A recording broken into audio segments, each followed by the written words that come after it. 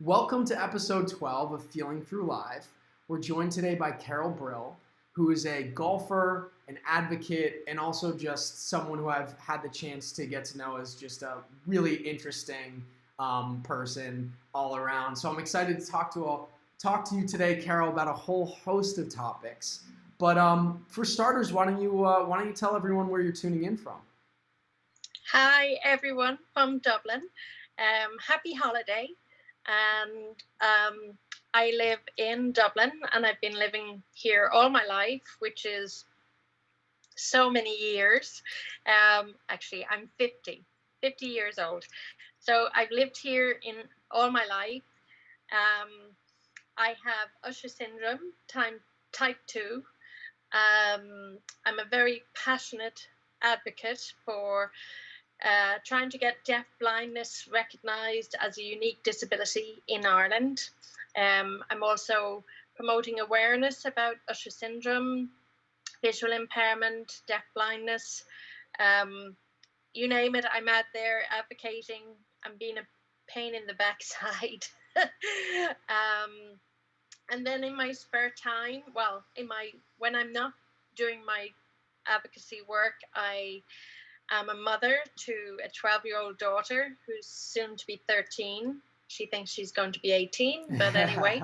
Um, then my mother, who's 81, she lives with us as well, so I take care of her. She had a really bad accident. She broke her back at New Year, and nothing to do with New Year partying, I might add. But she broke her back, and I've been taking care of her, and thankfully she's walking again, and she's in good health again. So that's what I'm doing, and then for my time off, I play golf. So yeah, that's Well, me in a bit of a nutshell. Well, thanks for that. We're certainly going to want to get a lot more into all of that. But, I'd love to just, as a place to start, I mean, obviously, there's a lot going on everywhere in the world right now. I'm speaking to you from Los Angeles, where I've just finished breakfast, and you're on the other side of the world in Ireland, where I imagine you've just finished dinner. Um, but I'd love to just get a sense of just like what has life been like in Ireland over the last few months. What's the climate like over there? I mean, as you well know, I mean, obviously, COVID is affecting everyone. Everything that's been happening around Black Lives Matter is certainly an international thing, but that's certainly been really huge here in the United States, and certainly Los Angeles is a hotbed for that. But I'm just wondering, kind of like what it's been like, however you take that question, what it's been like in Ireland over this time. Well, when COVID came into our country, effectively on March the 12th, we had to move quickly into action, and all the schools were shut down. My daughter, she was off school at the time, and she wasn't very well. I actually tried to get her a COVID test, and then when I received an appointment time on my phone to say a text message on my phone to say to go to this particular center, and there was no way of getting there. We could have gone by public transport, but we were told that we had to stay indoors. We had to cocoon, is the word that we use here. Anyone that was vulnerable or anyone over 70 had to cocoon. So that meant myself and my daughter had to cocoon along with my mom.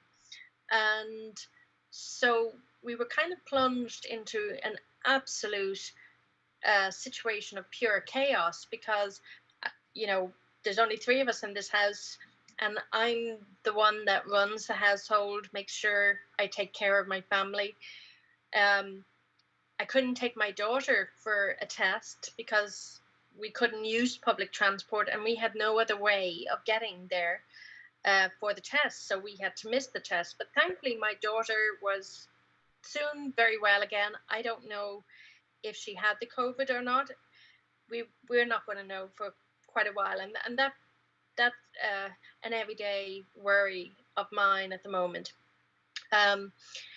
Because we had to cocoon, it meant that we were cut off from everything, and just basics like grocery shopping was a mammoth challenge, because the first online shopping delivery slot available to me was 5 weeks later. Mm-hmm. So I was very, very stressed at the very beginning of this COVID.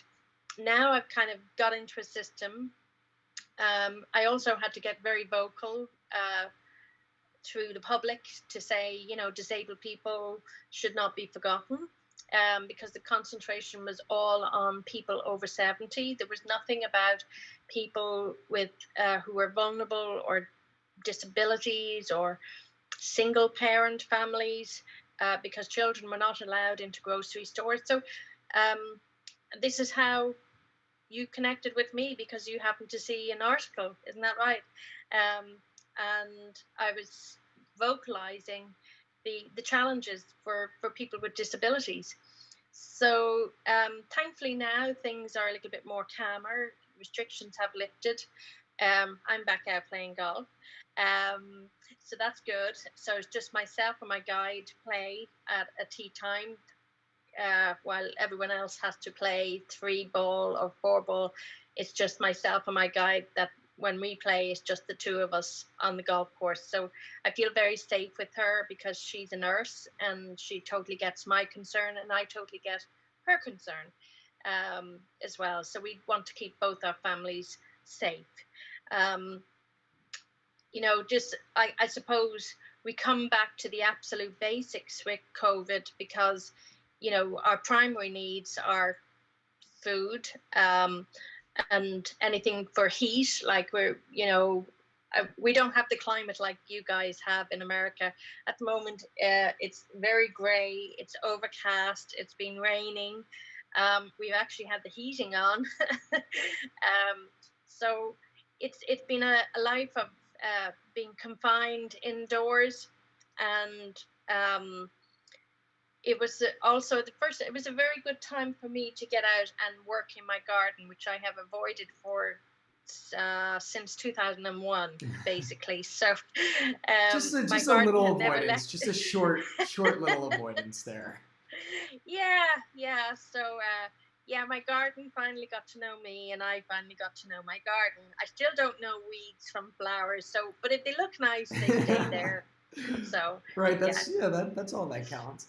I'm not. I guess I loved Ireland. I actually got a chance to go there when I was maybe 14, and it was beautiful. But I don't want to upset you by telling you that it's like basically like a sunny, like 80-degree day every day over here in Los Angeles right now. So we probably have slightly different climates to deal with, like you were saying.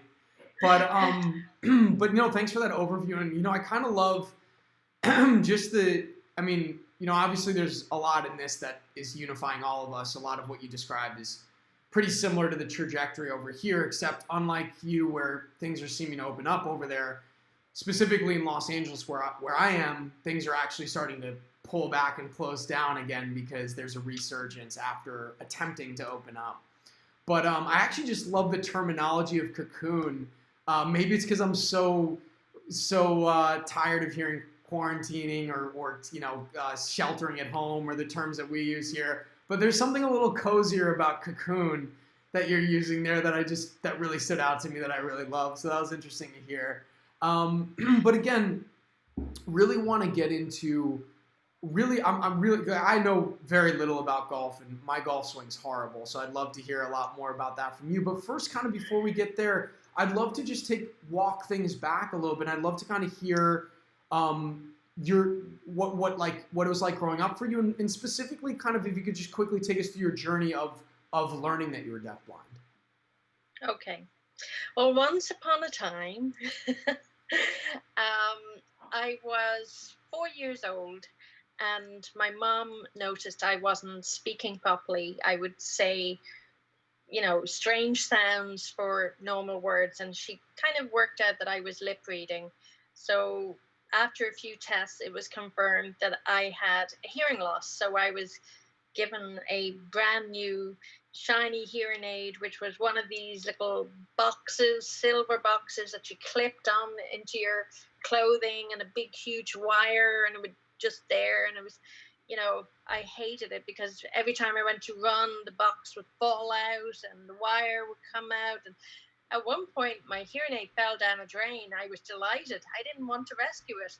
So, but my teacher spent a lot of time trying to fish that box out of the drain, and she succeeded. But anyway, then when I was 10, my mom noticed that when I would come from outdoors when the sun was shining, yes, the sun does shine, but when the sun was shining, I would sit inside on the bottom step of the stairs and just wait about 10 minutes for my eyes to adjust.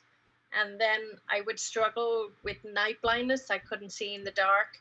So my mother decided to have this investigated, and to her horror, she was told by a prominent specialist at the time, your daughter is going blind, you need to send her to the school for the blind.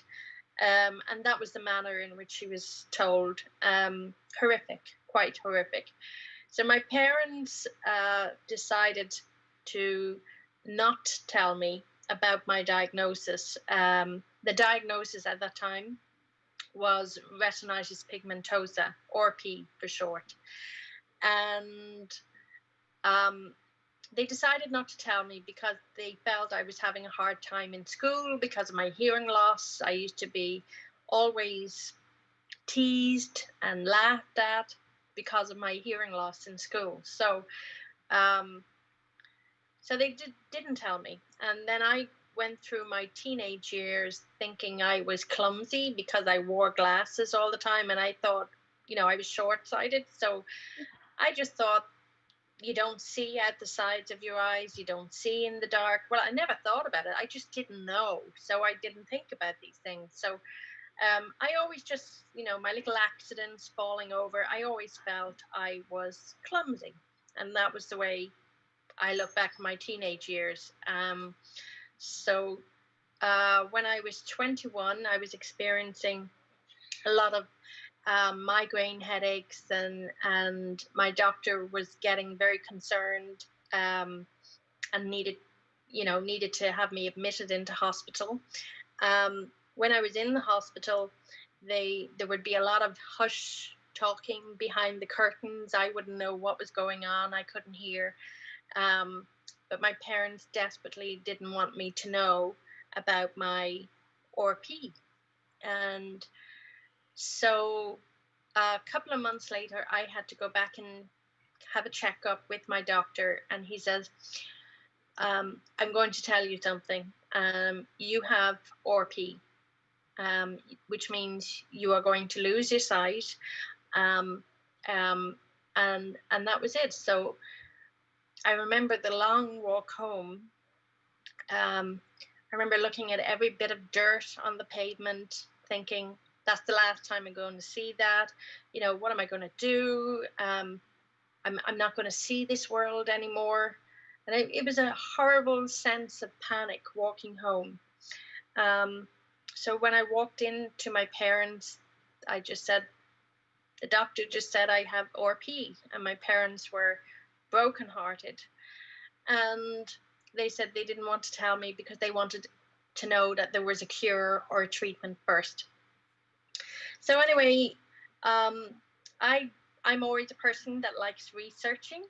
There was no Google in those days. It was microfiche, and it was libraries for research and encyclopedias. So I took a trip over to New York, where my cousin lives. She just lives in New Jersey, in Dumont, New Jersey. I stayed with her. She would drop me off at the library every day, and I would go through all the microfiches to find where was research happening. And I actually traveled to Baltimore, and I met a lovely, lovely doctor called Dr. Finkelstein, I think was his name. And he just said, you know what, I think you do have this Usher syndrome. It's not just RP, because once you have a hearing loss, and if you have RP, then it's, it could be Usher syndrome. So I went back home to Dublin, and I said to my dad, we need to find out what this is about. So we traveled to London, and it was there that I was clinically diagnosed with Usher syndrome. And that was it until about 5 years ago. I actually got my genetic diagnosis. I actually had it confirmed that I had Usher type 2. So, yeah, it's been a very long haul, just trying to find my actual diagnosis. But aside from that, I just threw myself into fundraising. I used it as an excuse to do anything I wanted. When I was 21, I was very shy. I was very introverted. I didn't really do much. But once I knew what was happening to me, I decided, right, this is the time to live. And I was jumping out of planes and parachute jumps. I was cycling on a tandem all around the state of Florida, and then all along the east coast of Australia as well. I went trekking in the Himalayas. I just did some crazy stuff, but had a great time and managed to raise a lot of fundraising for research. So as I was approaching 30, I became the youngest chairperson and the only female chairperson and still have that kind of claim to fame to this day of the Irish organisation called Fighting Blindness. It's the equivalent of Foundation Fighting Blindness in the US. So I was very heavily involved in my charity work as a chairperson. I did quite a lot of work, and then I got to that point with my vision deteriorating more. I thought, this is the time to step back and think about my career. So I embarked on a degree in psychology, and I might just add, I had got married and then I got divorced in that time as well, so that didn't last. But all good. So I'd love to, just for a moment, I'd love to go back to that part of your story where you're talking about your parents knowing about your diagnoses well before you did. Now I'm sure you had your feelings about it then, but now as a parent yourself, looking back at that moment, how do you feel about that? Like, how do you feel about the decision of your parents to withhold that information from you? I totally respect and understand.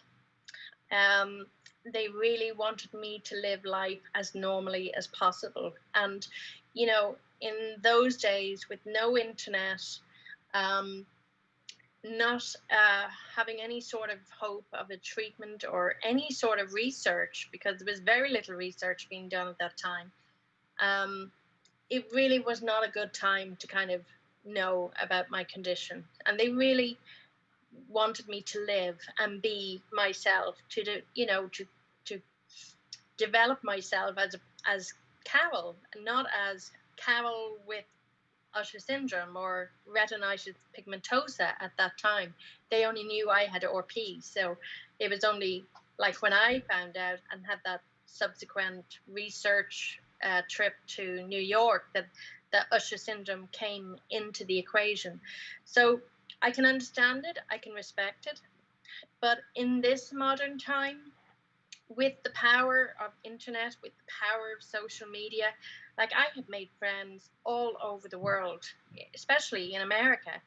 I hope a few of my friends have tuned in today as well. But there, I think it's important that parents do tell their children if there is a diagnosis when they're young, that the children know now, because, technology, social media, the power of the internet has done so much to become a wonderful, supportive environment, sometimes toxic, but mostly supportive environment, that you don't feel alone in your diagnosis. Usher syndrome is a very rare disease. So they estimate that there's around 170 people in this country. 3 people I know very, very well. One of them is my best friend. So hi, Debs, if you're watching. But yeah, it's I would say, it's important that the child knows, or whatever age you are, if you're young, that you do know, because like there's so much support networks out there now. There wouldn't have been anything at the time, at the time of my original diagnosis. There wouldn't have been any support framework. There's like, I mean, there's no dedicated care pathway in Ireland for deafblind people, and there's no organization that is about. There is a residential charity called Anne Sullivan Foundation. They do residential support for their community, but in terms of other kind of support networks for people like me in my age group, or in the working age group, there's nothing really out there. But I'm working on that, and I'm campaigning for it. So you talked about finding out about your diagnoses and that kind of molding or helping start to shift a shy 21-year-old young woman into this more adventurous spirit, trying to kind of take advantage of things. Do you look back at that now and in any way, maybe not the specific mode in which it created that change, but do you look back and in any way are you thankful for the kind of adventurous inclinations that diagnosis gave you, as far as what you ended up doing as a result of it? Is there any element of that? Oh, I would not change any aspect of or anything that I did. Like, no matter how crazy some activities were, I won't even mention them. But yeah, it just I kind of felt alive. It's very difficult to explain. Yeah, like when you're falling out of a plane at 120 miles an hour, and your nostrils are going like a mad speed. I can't describe the experience, but I can still feel my heart. My heart is pounding now, just describing, falling out of the plane. The only thing I would change is I would have just eased back on the panic. I had this awful sense of panic. I thinking, oh God, I'm never going to see this. I'm never going to be able to do this. I've got to do it now. I've got to do it now. And it's just this urgency, this pressure. And, when I'm doing one thing, I'm thinking, okay, what am I doing next? And it was always about what's next, because I felt time was against me. And if I knew then what I know now, maybe I would have just taken things a little bit slower, and I would have savored them and enjoyed the experience a lot more. But like, every experience was fantastic. I just would have liked more of it if I wasn't just so thinking, oh, what's next? What do you think? Can you think of the moment in time where that started to shift for you, where you weren't, like, say, as panicked or weren't feeling so much like you're living into the future every moment? I think a turning point in my life was when my son died in my arms, and that was pivotal. I realized how precious life was. I realized how precious every breath we take. And for me, that's when I kind of started to calm down and just breathe and be in the moment and be calm and just accept what comes my way. Because, like, I've had a lot of loss in my life. The death of my father, my marriage ending, my son dying, and I'm losing more and more of my vision, my hearing. And you know what, these I suppose having Usher syndrome is very minimal compared to the other losses I've had. And so I value life. I value every moment, and that's all I want to do, is just to enjoy every moment. Like even when just simply washing my hands, or when I'm cutting food, I just get the smell, get the taste, really just not to be passive, just to really experience everything that happens in my life. So is it fair to say that the panic that diagnosis initially induced ended up actually over time, combined with some other real significant loss in your life, plays a large part in you now very much having the opposite of experience of being able to live in a very like present and largely grateful for the moment kind of place? Is that fair to Yes, say? yes, absolutely. Because like 5 minutes ago we were in the now, but that's gone. We can't get those minutes back. So we've got to make sure that we are present to the next 5 minutes, and for all our time to come. Because like sometimes you say, oh God, what did I do yesterday? I can't remember. What did I eat yesterday? I can't remember. That means you weren't, like, we're not being conscious of what we're doing, or we have a lot of stresses and everything.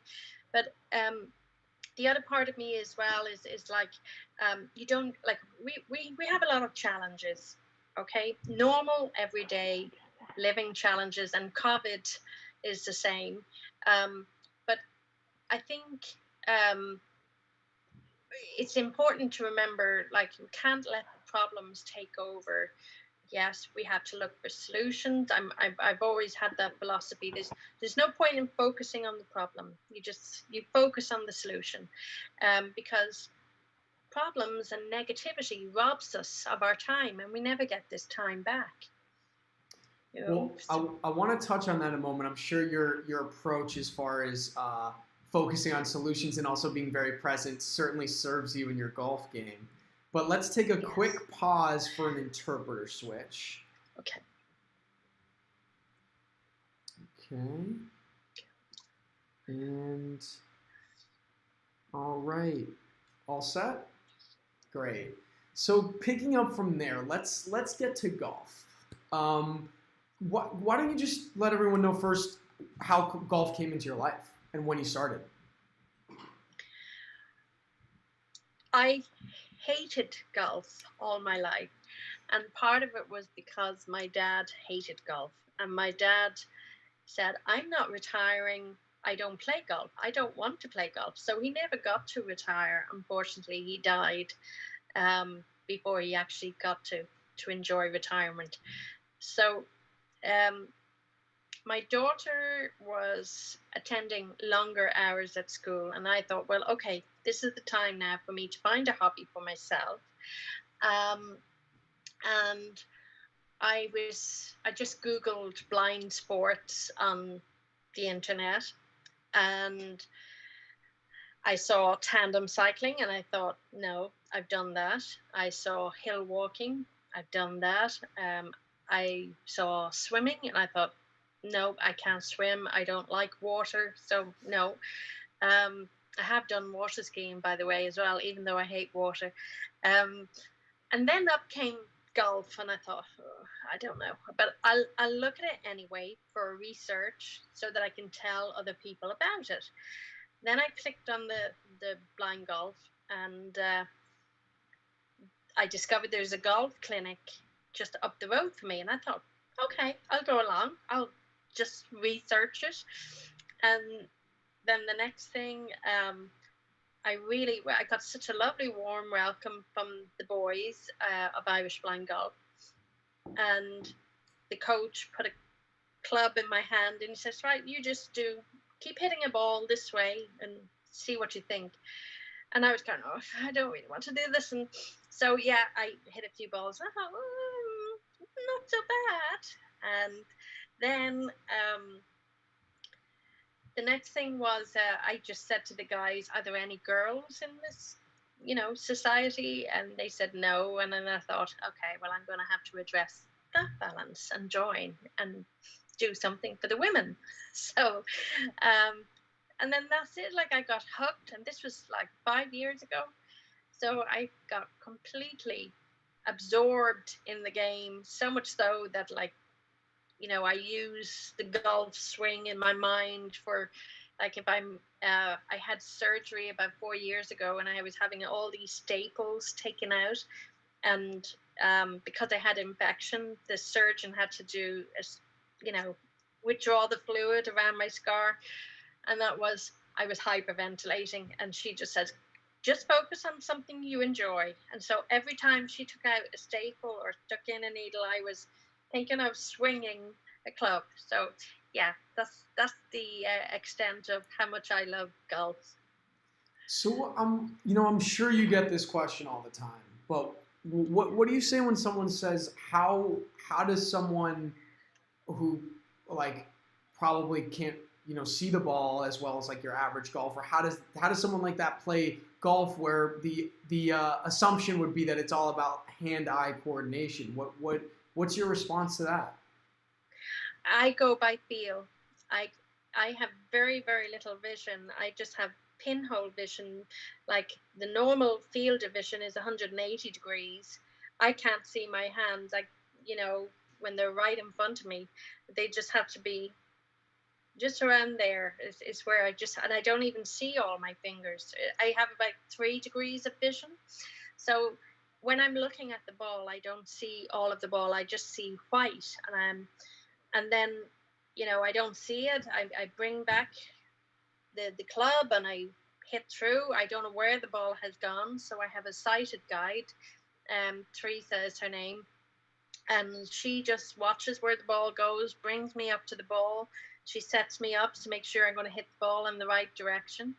And that's it. Like, we just go around chasing the ball all around the golf course. So just to back up on the mechanics of it for a second, just when you're set up to swing and hit the ball, like are you using your vision to focus on the ball? Are you looking at the ball when you hit it, or is that like just trying to get a better sense of the mechanics through it? What I do is I look at the ball. Like, my guide, she'll put down my white cane, and she puts it down, so I know that I must stand parallel to that. I know that's the direction that the ball is going to go in. And then I will locate the ball. Sometimes I don't. But I locate the ball and I look at that ball, and then I just adjust my setup. And then my guide, she will just check me one more time to make sure my shoulders are in the right direction, feet are in the right direction, club is correct for addressing the ball. And then I just hit the ball, and that's it. Supposedly, it should go straight. So again, as someone who's not a golfer myself, and is certainly like had my forays at the range and the driving range, and had varying degrees of success hitting it okay. One thing that I do see in my friends and other people that play a lot of golf is this like this everlasting attempts to master the swing. I see people they're like just in their yard practicing, with a club and no ball, or not even having a club in their hand and just kind of like going through the motion. What's the process of like finding your swing and perfecting it been like for you? Well, for me, I have to do this. When I do this, I have to feel my shoulder come under my chin. I have to keep my left arm straight, and I must keep my right arm in as close as possible. Like, pretend there's, a towel under your arm so you don't bring your right elbow away. Once I keep that, position of the shoulder under my chin, my arm straight, and then I come down and then keep the arm straight, and I don't even look at the ball when I hit it. I kind of just glaze over, sort of like a trance. And I just make sure that I turn my hands back, to make sure that the club is going to be straight and not, sloppy. And hit the ball and just do my finish, and pretend to know where my ball has gone, but no, I wouldn't know where it's gone. But it's like a ballet movement or a yoga movement. Um, you know, I suppose for me, the golf is not just about hitting the ball. It's just that moment that you're just connected. Every part of your body is connected to execute just one swing. And I mean, it's not just one big swing. It's also like, you know, the putting. If anyone heard our language, they would not have a clue what we're talking about, because you know, Teresa will say, okay, we're about, you know, 5 paces away from the flagpole. And I'll say, okay, are we going to do a 3-step roll or a 3-step punch? And then, you know, we have all these, and she'll say, oh no, it's just a tiddler. You know, we have this really funny language, and all my golf clubs have names. My driver is called Cal. I used to say, you know, family weddings or funerals, when they say, oh, have you met a man yet? And I would say, oh yeah. And oh, what's his name? And I said, Cal, because it's Callaway driver. Yeah. And I would say, it's Cal. And then and they say, oh, what does he do? And I said, he's a driver. So, and then I have a 3-wood, which is a Cobra King. So I call that one Elvis. And then I have this 7-wood, which is my favorite fairway club. And she's called a lady because I hit like a lady when I swing with her. So, yeah. I'm a bit mad about it. I love that. Well, I mean, you spend a lot of time with these clubs. I'm sure they start to feel like, you know, dear my friends children. or more. But so you know, you were taking us through. Obviously, with your guide, you have, I'm sure, have had a lot of time to really fine tune your language and your approach. What was that process like getting there, though? Is it something that you kind of like? Did it take a while to kind of get your groove around that?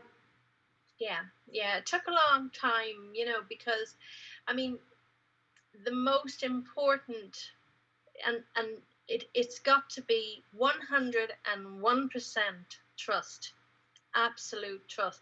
Now, in the beginning, you know, sometimes Teresa might just forget and she'll be walking on, because we always have to keep moving on the golf course. And she'd take off and I'm following behind her, and then I just decide to kind of go not behind her and just kind of walk to the right, and then next thing I'm in a bunker. So those sand traps, when they refer to like sand trap, that gives it like a whole new, the trap part gives it a whole new, like, you know, like a meaning behind that.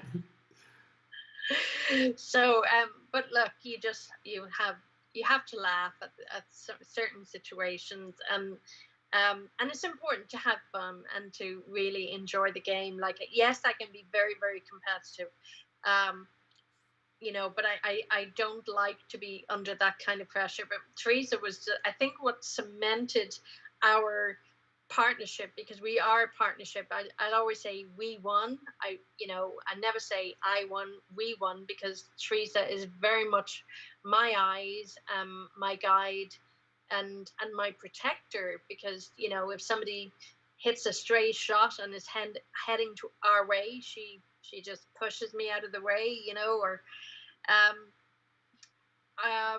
back in 2017, I was very heavily involved in organizing the Irish Blind Golf Open, and I was taking part in the competition as well as organizing it. So that was, you know, I wasn't getting much practice in, and it was tough going.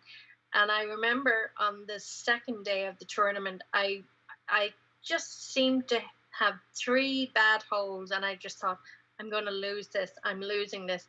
And Teresa, it's her actions that speak louder than words. She doesn't say anything. She just, between the 9th and the 10th hole, she just pulled the buggy up in front of a tree, and she just said, I'm leaving you here for a couple of minutes. She says, do what you need to do. And she knew what that meant, that what would happen. And of course I burst into tears, and I'm like, I have to do this. I can't go back into my daughter and to my mother and say, no, I had it so close, because, you know, I was in the lead at the time, and I just knew I had to really put my heart and soul into it. And yeah, it was the winning clinch, because if Teresa hadn't done that for me, given me that moment to release all my stress, I certainly would have carried on playing bad. But it was a game changer just to have that release, and then hit the 10th hole and hit it fighting and running home to win the cup. I love how you've taken golf, which to me as an outsider seems like the ultimate solo sport, and really like made it like a team sport in a sense. Yeah, it is a team sport, well, especially when you have Usher syndrome, or even visual impairment, or you know I think it's not a solo sport. Your mind game has to be absolutely intact, and the only way that can be intact is when you have the support of others around you, because it really isn't. It's You might be solo in hitting the ball, but everything else in that golf game is to do with everyone around you, and having that positive impact, and making sure your mental game is intact. Well, let's get back to the winning part of it, because it sounds like you've done your fair share of that. What have been some more of the of your personal highlights? With golf, Yeah. I went on to well, before the Irish Open in 2016. I actually won my class in the Austrian Blind Golf Open, and that was a little bit of a challenge, because I went from Dublin to Boston, and then because a very good friend of mine had died, I flew in for her funeral, um, and then her funeral was on the Sunday, and then on Sunday night I flew over to Austria, and then went straight into competition Tuesday and Wednesday, and yeah, I won my class, and that was very special. Um, then the Irish Open in 2017, the British Open in 2018. And then this year, I've been selected for Team Europe. We're going to, sorry, Team America, you're going to lose. We're going to, Team Europe and Team America are playing the 25th Phoenix Cup in Scotland in September. And it's an international disability golf. So it is my understanding that I'm the only visually impaired lady golfer. I know that the captain is visually impaired, but I don't think there are any other visually impaired golfers in the tournament. There are all different types of disabilities being represented in this tournament. So it's going to be a really special experience. To take part, it's the equivalent of the Ryder Cup. So that's, I played in an Irish team against Scotland in the Celtic Cup a few years ago, and that was a really incredible experience. So yeah, I'm really looking forward to the Phoenix Cup in September. That's really interesting. So in that tournament, is there a certain way in which they like account for the diverse like spectrum of disabilities of people with disabilities that are playing, or is it just how is that like taken into account? There'll be people without limbs. There will be wheelchair golfers. There will be people with intellectual disabilities. It's a very inclusive tournament, which is what I absolutely love. I have no time for exclusive tournaments. I prefer anyone that can join, anyone that can play in a tournament. That's my cup of tea. I actually have something very, very promising in time to come. There is an organization that for blind golf, but it's only for a certain type of visual impairment. So my type, anything with tunnel vision, they're not eligible to take part in their tournament. So I don't like inequality. So, and as I say, I never look at the problem, I look at the solution. So I'm in the process of working on a solution right now. So if anyone is interested in playing golf, you know, do so now, because there's something very exciting to come in the next couple of years.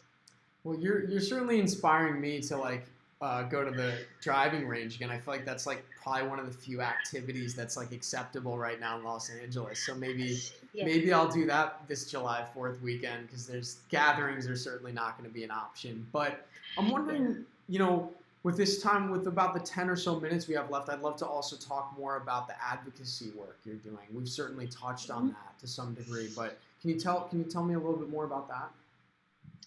Yeah. In Ireland, like I've said just earlier, deaf blindness isn't recognised as a unique disability, and because of that, there is no unique, or what would you say? There's no care pathway for people um, with deaf blindness, and so this needs to be addressed. Like at the moment, the way I manage my healthcare, as you know, I go to an audiologist to make sure my hearing levels are okay, and then I go to a retinal specialist, you know, to look after my eyes. So I'm the one that has to process the information that both sectors of the audiology and ophthalmology. I'm the one processing the information and then having to kind of make decisions about my own, like, well, what am I going to do about cochlear implants as an option? Or, you know, there's nobody in the health sector helping me to coordinate my care for, you know, as Usher syndrome, it's a progressive disease. And Usher syndrome is the most common form of deaf blindness in the working population. So even though it is a rare disease, it still needs to be taken care of. And so my advocacy works around that, as well as creating awareness and reminding people at all levels, even children, teaching them to be aware of people who have visual impairment or deaf blindness or even deafness. So I try to, I'm not exclusive about Usher syndrome. I just try to create awareness about, you know, hearing and sight loss. Other aspects of my advocacy as well is I would love to see a patient registry for Usher syndrome, and I'm working on that at the moment with some really lovely people in America. And the importance of this patient registry is to take care of all the aspects of Usher syndrome. That's hearing loss, sight loss, and for some people they have loss of balance. So we need a registry to find everybody on this planet, and then we can promote research, we can inform governments, national governments, about their policies in health, education, work practices. You know, without this information, we can't expect the national governments to actually understand what we need to be able to function fully in society. So that's another thing. I've just completed a summer school which is centered around European rare disorders, and that's very important work to be involved with, because, you know, with clinical trials and drugs that may come on stream to treat some aspects of Usher syndrome, they have to come through for approval. And I would like to be able to advocate and say, hang on a minute, you know, this isn't right, this you know, and make sure that our patient community is treated safely and with respect, and also to make sure everything is accessible for communication, for medical leaflets or explaining trials or anything, to make sure that all aspects of a medical trial or a drug product is communicated effectively for people with deaf blindness to understand. Hope that makes sense. No, that makes a lot of sense. Just back to when you were talking about getting the government to understand and just getting other people to understand. So much of advocacy work in any lane is really getting people to truly understand in a way that like affects change, right? I can imagine with something like deaf blindness, which is a fairly low incidence compared to a lot of other things people advocate about, that there's maybe a lot of people who don't know anyone who's deafblind, who's never really heard about, heard directly from someone who's deafblind. What is the process like, and how difficult is it to get people to just really, truly, and deeply understand and empathize with your position and with the community before you can even start talking about various things that you would like to change, policy or otherwise? Well, I think you just start off very basically and just and I've actually spoken in front of a government committee back in 2015, and that's when I started my campaign to get deaf blindness recognized. And I just this is just a simple opening dialogue. Is close your eyes, you can't see anything. Put your fingers in your ears, you won't be able to hear anything. And I think it's just that little moment can, and then you give examples. What happens if you can't see or hear a little baby crying? Simple things, because after all these people in government, in politics, they're all human at the end of the day. They're not superior to us. But we just need to bring them back down to the basics and just say, what happens if you couldn't see or hear your baby crying? Some simple little things. And then you explain, like what I just explained about what Usher syndrome was. I explained what my challenges were, in that I have to take care of my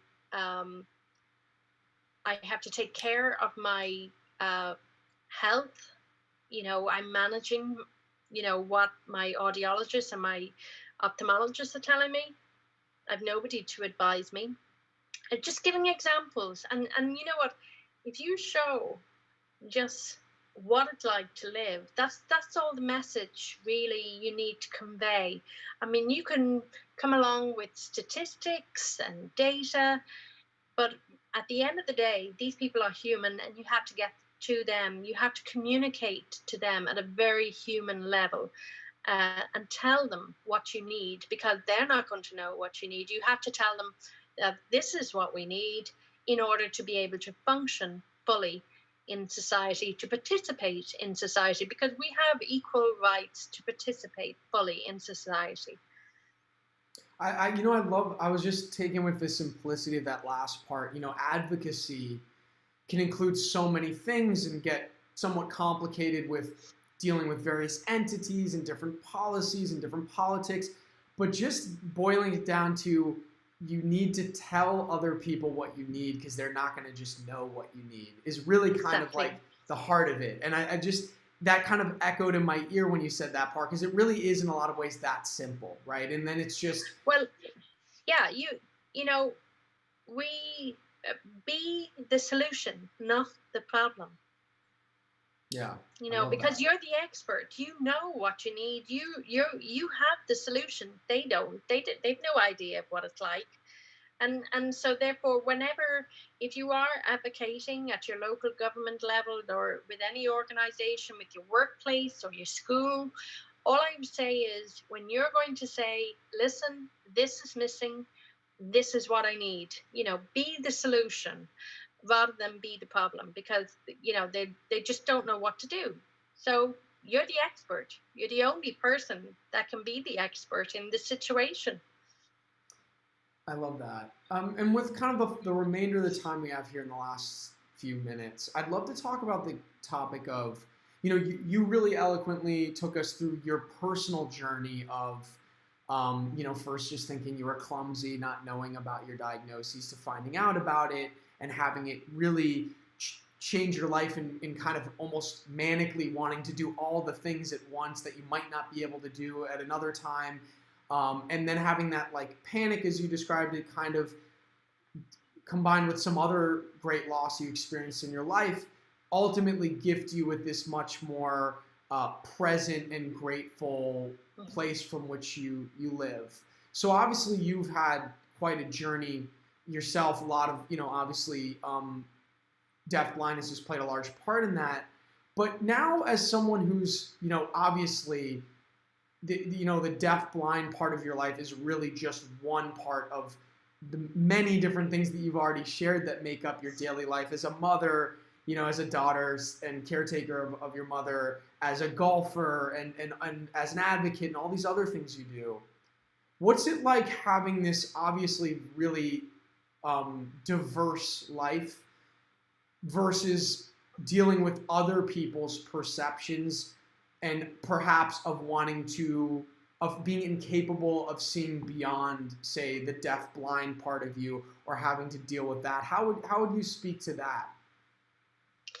Well, I always say I don't let my Usher syndrome define who I am. I am me at the end of the day, and Usher syndrome is just dictates how I live and how I communicate. It doesn't dictate how I am as a person. And I think if anything, I while I appreciate people's sympathy, like, oh, poor you, it makes me want to work harder more to kind of prove I am normal, I am human, I'm no different to a fully sighted and a fully hearing person. I am no different. We're all the same. We're humans at the end of the day, and I just like we all have the same experience, even though some of us see, some of us don't see, some of us hear, some of us don't hear. We can all feel the rain on our face. We can all feel when we have our water and our soap in our hands. We can all feel that. That doesn't make me different from anyone else. And that's something I wish I knew when I was 20, 21. In my earlier years. I wish I knew that. And I wish I was aware of that, instead of feeling this panic. Oh, I've got to do this before I go blind. I've got to do this. Yeah. All I just say is, if you're trying to make somebody understand that you're not so different, that yes, deaf blind, it just makes your communication different. It doesn't make you a different human being. Just say, feel the rain on your face, or feel the sun on your face. You're all in sunny country. Yeah, right. The sun might be more applicable to us in Los Angeles. Maybe the rain a little bit better for you in Ireland there. No, but I love that so much, and thank you so much for sharing that. And certainly, I have so much more I'd love to speak with you about. We're at time today, but I hope. Well, you can call me again. Yes, you have me again. Yes, I hope you'll come back. Maybe we'll get to connect after your upcoming tournament and hear how that goes. Absolutely. Now absolutely. I can't say this because it's July 4th weekend. I can't say that I'm rooting for you because that would just be bad timing. But I will say, maybe secretly I am, and I'm certainly wishing you all the best in that upcoming tournament there, and certainly would love to. Please do let us know how that plays out. We'd love to hear that. I will, absolutely. And thanks so much for everybody tuning in, and just want to say thank you for finding me and connecting me to everyone that's tuned in this evening. Enjoy your holiday weekend, and I will see you in the fall. So we say autumn, I will see you in the fall after the tournament. Absolutely. And do you want to, just for anyone who's watching right now who might want to follow your journey or know more about you, is there a good way to connect with you? Yeah, look, you will find me on Facebook. Just send me a message first, because I'm very careful who I make friends with, but I would love to be friends with you. send me a message and just say you heard me tonight, and you send me a Facebook request, or I'm on Instagram, Carol Brill Ireland, and I'm on Twitter, Carol Brill. Excellent. That's it. Awesome. And I also want to say that, do you know Donna McGlinchey? She said she met you. So Donna, who's watching right now, hello Donna. When she saw that we were going to be speaking today, she was really excited because she said she'd had the opportunity to meet you. She's in Northern Ireland, and she's also been someone who's been an amazing supporter of this and tuned into all our episodes. So she's watching right now and says hello. Hi, Donna. Well, again, thank you so much, Carol. I'm looking forward to connecting with you again soon. Thank you, everyone. And thank you. And thank you, everyone who joined us today. Again, just a quick recap. If you're watching on YouTube right now, right after this broadcast, check out on our homepage. There's already up. There's a reminder for our upcoming live stream on July 16th. That's going to be this amazing live stream of the Feeling Through experience, and also in celebration of ADA 30. So that's going to be great. If you're watching on Facebook, make sure you head over to youtube.com/feelingthrough, subscribe, and set a reminder as well for that event, because it's going to be great. And that one's actually only going to be on YouTube. So for our Facebook watchers, make sure that you check it out over there. It's going to be fully accessible like we always do it. And everyone have a safe but enjoyable July 4th weekend, and we'll see you next week. Bye, everyone.